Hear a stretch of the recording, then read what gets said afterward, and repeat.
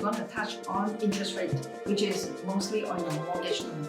Okay, we all know that the interest rate is going up, sure, since the warning has been given us many times by the government and also the financial advisor since last year.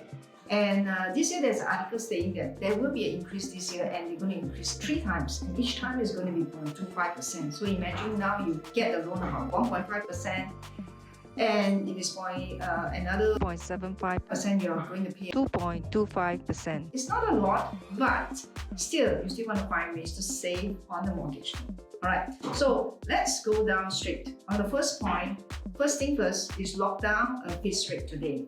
If your mortgage loan is already, like your lock-in period is already due, or is going to due, then you may want to see and then try to lock in a fixed rate now by doing a repricing or refinance with another bank.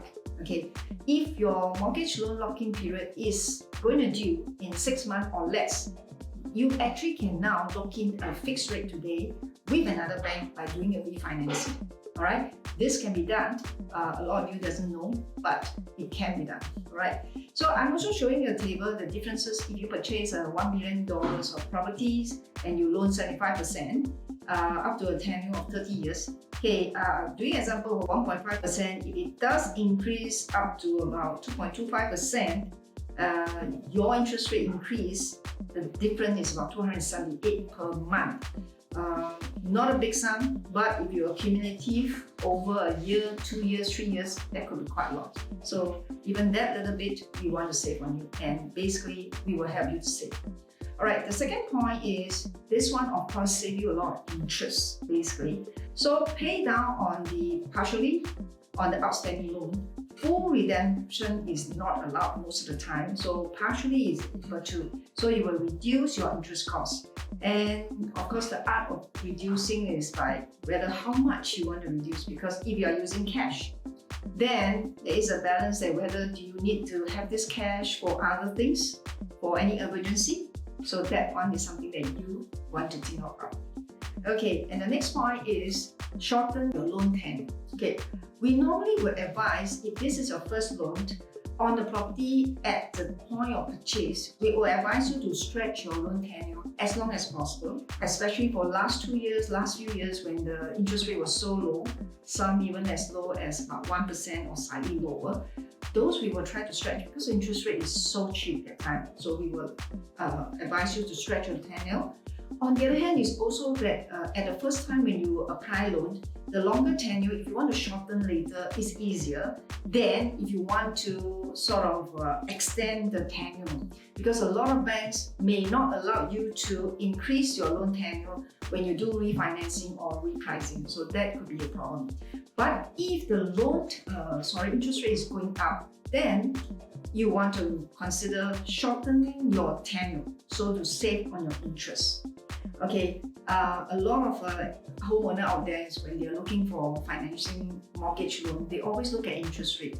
But do consider of shortening your loan, because basically the longer the tenure of the loan, the bigger of the interest compound is in the money repayment, and less goes to the reducing the loan, so you are paying more at the end. Next point, whenever cash flow is not a concern, try to use cash to service your mortgage loan instead of using your CPF OA money. Okay, the reason why is now the bank interest saving rate is so low, and while your CPF saving rate now, the OA is 2.5%, earning you per annum 2.5%.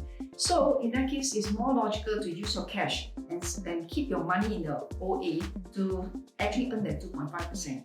So not only that, if you would have used your CPF OA to service your mortgage loan, when you sell your property, you do not earn that 2.5% from CPF, you have to give back to CPF your own OA, including the accrued interest, which is 2.5% from your own pocket money. So that's the whole thing, is leave it in the CPF OA, you earn the 2.5% from CPF. If you take it out, you got to top it back with your own money for the 2.5% as accrued interest. So do your own calculations, which one is better. And of course, unless you are a savvy investor, if you know how to use your cash to invest in any investment that is higher than 2.5%, then by all means, you can use your OA and service your mortgage loan and use your cash to invest. But how many of us are that savvy? For those who are considering buying a second property and want to avoid paying too much ABSD, you may want to do that during when you do your refinancing of your loan. Okay, this will save you interest in the long run and also save you some transaction costs, because when you do refinancing, there some of the banks still offer partial legal subsidy. All right, I would have to do something like a bit of warning that quite risky if you do decoupling and buy separately. But because due to the cooling measure which is just announced last December, second property, even for Singapore citizens, you have to pay 70% ABSD. So that is quite a lot of money. So if you do a decoupling, the cost is about 5,000 to 6,000. And if you do it during the time when you are doing refinancing for your first property, you probably can save some legal money because some of the banks do some partial subsidies. All right. So in that case, you may want to consider. Next point, there is this another kind of mortgage package offered by certain bank only, which they have an interest offset the mortgage account. Okay, this is how it works, is that you put it into the bank saving account, a lump sum of money, while you actually take out a mortgage loan from them. So this saving account will earn the same interest as what they are charging you on a mortgage. Okay, so in that case, if you would actually put the whole lump sum of whatever you loan from the bank into this saving account, and then you use this saving account to service monthly interest rate for the mortgage loan, literally you are paying almost zero interest because you are earning the same interest as what the mortgage loan is charging you. Okay, but this kind of loan package is not offered by all banks, so it's only for certain banks, and you probably want to find out more. On the last point that I'm going to talk about is how to negotiate a better home rate. All right, if you're looking into any mortgage loans, please do select properly and carefully because there's so many kind of mortgage package and offered by so many banks. All right, in that case, if you are looking at something like SORA or something like fixed rate, then you have to look into more details like the terms, like whether it's a lock-in period or is it possible to do a repayment during the lock-in period, and whether can you transfer. For certain bank, they give you on the first year, you can transfer to another kind of package. So there are so many in the market, so do your research and choose carefully. But I do know that for certain banks, if your loan is higher than 1.5 million, you actually can negotiate or get a better bank rate than the loan amount that's lesser than 1.5 million. So that's a note to take off.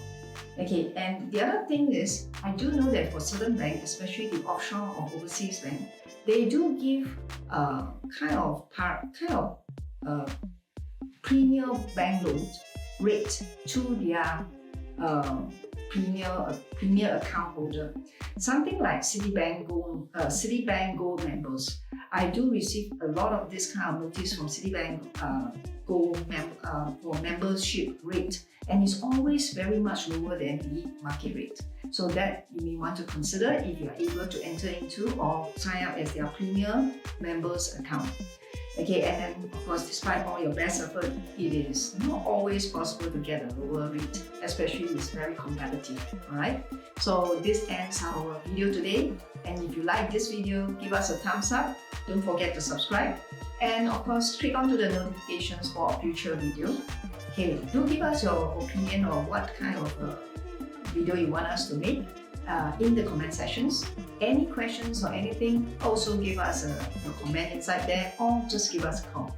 I'm Jen Tan Property. Always love to hear from you.